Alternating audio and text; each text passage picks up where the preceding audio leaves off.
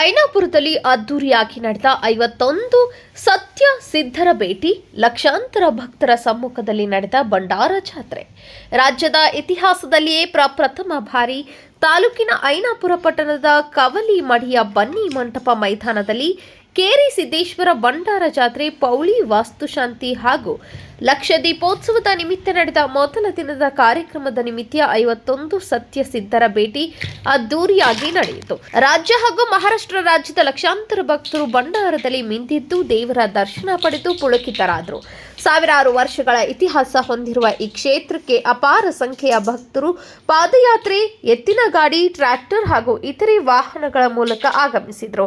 ಕರ್ನಾಟಕ ಅಷ್ಟೇ ಅಲ್ಲದೆ ಮಹಾರಾಷ್ಟ್ರ ರಾಜ್ಯದ ಸತ್ಯ ಸಿದ್ಧರು ಅದ್ದೂರಿ ಪಲ್ಲಕ್ಕಿ ಉತ್ಸವ 51 ಸತ್ಯ ಸಿದ್ಧರು ಪಾಲ್ಗೊಂಡು ದೇವರ ವಂಶಾವಳಿಯ ದೇವರು ಪಲ್ಲಕ್ಕಿಗಳ ಸಮಾಗಮನ ನೋಡುಗರ ಕಣ್ಮನ ಸೆಳೆಯಿತು.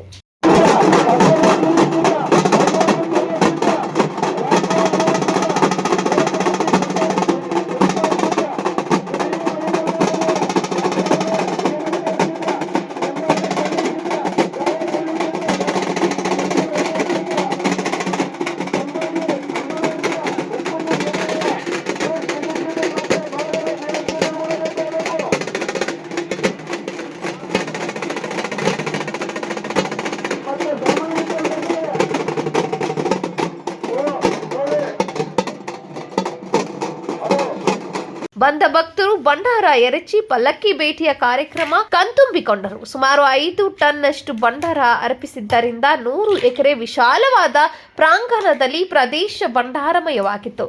ದೇವರ ಸ್ಪರ್ಶದ ಪ್ರಸಾದ ರೂಪದ ಭಂಡಾರವನ್ನ ಭಕ್ತರು ಮನೆಗೆ ಒಯ್ಯುತ್ತಾರೆ. ರೈತರು ತಮ್ಮ ತೋಟದ ಬೆಳೆಗಳಿಗೆ, ಕೃಷಿ ಹೊಂಡಕ್ಕೆ, ಸಾಕು ಪ್ರಾಣಿಗಳಿಗೆ ಹಚ್ಚುತ್ತಾರೆ. ಈ ಭಂಡಾರದಿಂದ ಉತ್ತಮ ಆರೋಗ್ಯ, ಸಂಪತ್ತು ದೊರೆಯುವುದು ಎಂಬ ನಂಬಿಕೆ ಭಕ್ತರಲ್ಲಿದೆ.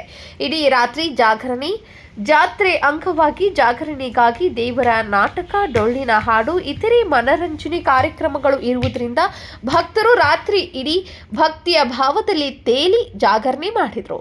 ಭೇಟಿಗೆ ಬರುವ ಲಕ್ಷಾಂತರ ಭಕ್ತರಿಗೆ ವ್ಯವಸ್ಥಿತವಾದ ಅನ್ನದಾಸೋಹ ಕಾರ್ಯಕ್ರಮ ನಡೆಯಿತು. ಐನಾಪುರ, ಕೇರಿ ಸಿದ್ದೇಶ್ವರ, ಮೋಳೆ ಒಗಸೀದ್, ಬೇವರಗಿ, ಬೆಳ್ಯಾನಿಸೀದ್, ಗುರು ಸೋಮಲಿಂಗ, ಇಂದಾಪುರ, ಬಳೋಗಿ ಸಿದ್ಧರ ಭೇಟಿ ಅತ್ಯಂತ ವಿಶೇಷವಾಗಿತ್ತು. ಕಾರ್ಯಕ್ರಮದಲ್ಲಿ ಕರ್ನಾಟಕ ಹಾಗೂ ಮಹಾರಾಷ್ಟ್ರ ಸಿದ್ಧ ಬಳಗದ ಹಲವು ಮಹಾಸ್ವಾಮಿಗಳು ಭಂಡಾರ ಜಾತ್ರೆಯಲ್ಲಿ ಉಪಸ್ಥಿತರಿದ್ದರು. ವಿಜಯ ಮಹಾಂತೇಶ್, ಅರಕೇರಿ, ಕನ್ನಡಮ್ಮ ನ್ಯೂಸ್, ಕಾಗವಾಡ.